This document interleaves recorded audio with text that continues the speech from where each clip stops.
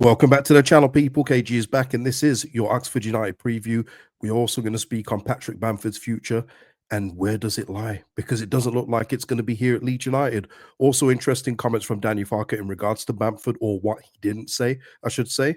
So we're going to get into that on this video. And listen, people, I will be live straight after the game tomorrow, back in live settings. But here we are again for another upload. So I hope you enjoyed this one. Please like the video, subscribe to the channel, of course, drop your comments, score predictions, and changes to the lineup you would make, because I'm sure some of you would disagree with some of the lineup changes I'm going to advise for myself. So here we go. Farker here said Strauch, his hamstring is 50-50, according to medical staff. Right there, that tells me keep Pascal out of this game. Don't want to see Pascal tomorrow. We don't need to see Pascal Strauch tomorrow. We don't. This is Oxford United at home. If it was, say, Sheffield United away, Burnley away, I'd say, okay, cool. All right, maybe risk it if you really need to. I'm sorry. Oxford United at home, we can go without Pascal. Get him rested up for the game. Let him miss this one game rather than risk him and him being out for another couple of months. We've already been here once with Pascal with his hamstring last season.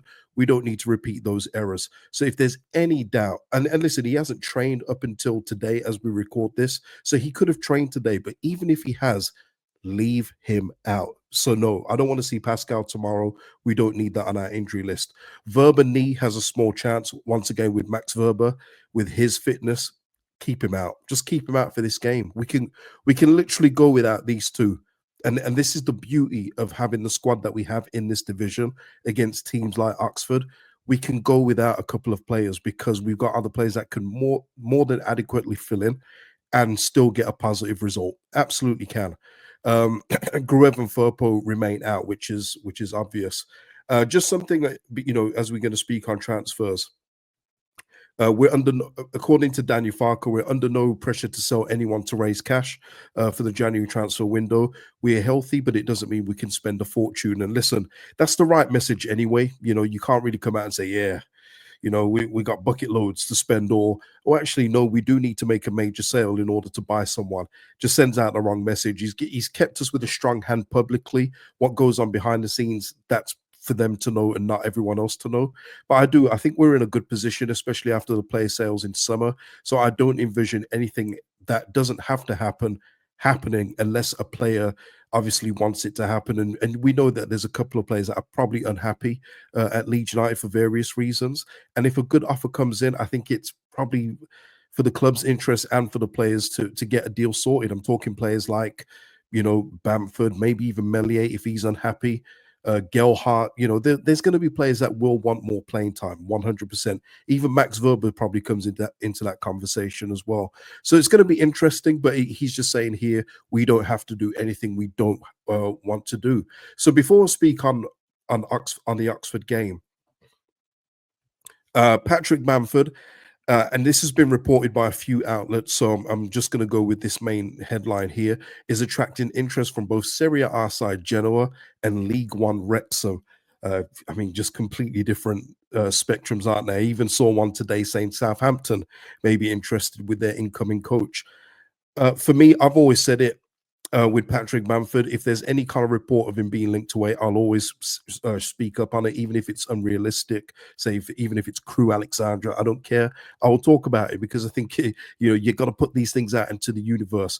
But listen, Genoa are about to be taken over, and maybe they see this as a big splash. And the one advantage that you've got if he was to go to Italy is that if they're trying to make a statement, say the new owners, they may pay something ridiculous for him, and something ridiculous to me is like £6 million, 7 million.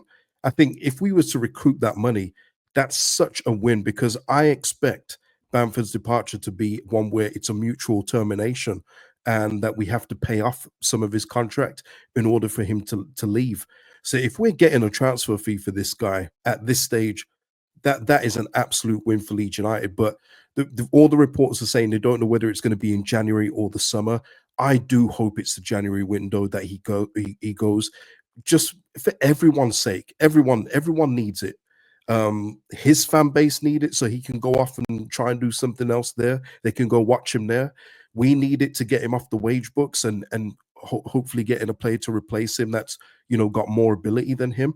And even Daniel Farker, when he was asked in the press conference about Bamford, there's always that one reporter that they'll always be here as long as he's here, talking about his movement when he came on. I mean, they just make it up now. Honestly, they just make it up. Oh, his movement was excellent. The movement for what? For the one opportunity that he had that he missed. The movement where else? Honestly, it just they just talk now. They just talk.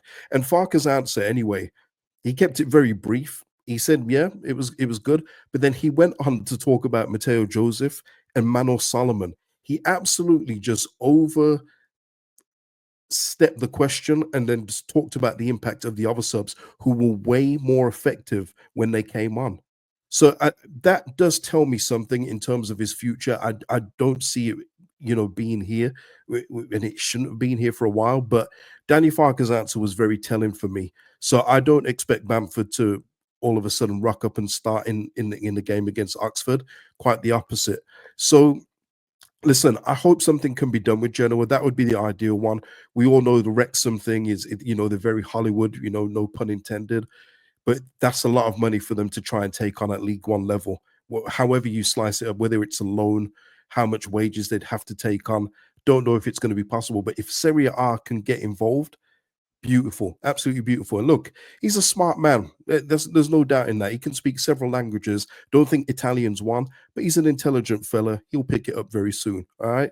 So Gian Bono or whatever it is, please let's get something done. But we'll see how the news goes on about Bamford in due course.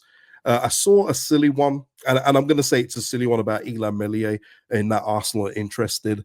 I don't think so. But hey, if you saw the Tottenham Man United game yesterday, if Tottenham want to keep on being Spursy, they should come in for Elan Melier, man. Just fill in the gaps. They've already got Vicario, who's out long term injured. He's very crap at crosses. He's very susceptible on corners. Hey, replace him for like, man. Keep up your Spursy tag. Leedsy, we're in it together, boys. We're in it together. We got a good relationship. Tottenham, I present to you Elan Melier. There you go. Get Fraser Forster out of there, man. But listen, back to our game. We know that we need to pick up points. Home is where we cook the most. Sheffield United have an away game against Cardiff City. They will win that game. No doubt about it for me. They will win that game. I'd be surprised if there's any other result for bar win for Sheffield United. And Burnley let's have a look. They have a home game against Watford. Watford score a few goals. That will be interesting. But let's focus on what we should do against Oxford, who, by the way, have not won an away game all season long. So in light of the injury news, this is the team I would go with tomorrow. And quite frankly, people, whatever suggestion you make, and please put your suggestions in the comments, it won't be that difficult. It shouldn't be that difficult for this team to turn over Oxford tomorrow. It shouldn't. And that's me talking as an arrogant fan. The players, Daniel Farker, will go into it professionally as they should, but we should be beating Oxford United at home. There's no doubts for me. So with Verba being doubtful, Firpo being out, Byram comes in for me as long as he's fit to play. Ampadu would be the starting centre back for me next to Roland if he's fit enough to start. Otherwise, I would put Gilavogi in there. No problem. Put Gilavogi in there if Ampadu's not ready to go for the full 90. Or playing Ampadu from the start, then sub Gilavogi on for half an hour, 20 minutes, however the usual substitutions is. And I would go with that. And I think there'd be zero issue with that. Bogle at right back, and I would put Darlow in goal. I'm just for obvious reasons. I'm just fed up of the I'm just tired of him. So Darlow, I would put in goal, but I know before you say it, people, I know it's not going to happen. But this is just what I would go with. Okay. In midfield, stick with Rothwell and Tanaka. That just writes itself at this point. And this is my front four. And maybe this is where we'll have a few difference of opinions. But I would go with Solomon on the wing, James on the right, Nonto in the 10, Joseph up front. Quite frankly, just that's on the basis that Byram is at left back and he will cover the left back spot better than our other ones do. He doesn't leave such a wide gap, which for me leaves us with a bit more attacking options in that point. Aronson, look, the thing is for me, it wouldn't surprise me if Aronson starts tomorrow and scores. That's not what I'm really talking about here, because I do expect if Aronson starts tomorrow for him to be involved in a goal or two. But I'm just going for a team that I feel could put maybe 3 or 4 past a very poor Oxford United team. And I think that this could do it. Joseph needs a run of games. Got to start him in this one. Give him another go up front. Had a very good cameo. Was heavily involved in the goal to help us equalize at Preston. So give him that chance to go up front again.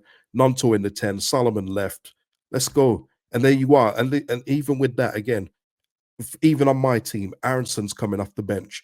Ramazani's coming off the bench. You know, it's pretty good. Gilavogi would be available. You know, it's pretty good, isn't it? It's not too bad. It's not too bad. But let me know any changes you would make. And for that, score predictions for me tomorrow, I'm going with a 3-0 win with my lineup. 3-0 win. I'm going to go with that. What say you in the comments? And that is it for the video, people. I will be back live tomorrow. Promise we'll be live and we can interact together again. Like the video before you go, subscribe, and of course, drop your comments, score predictions, and everything else below. See you in the next one, people. Peace out. Smooth again.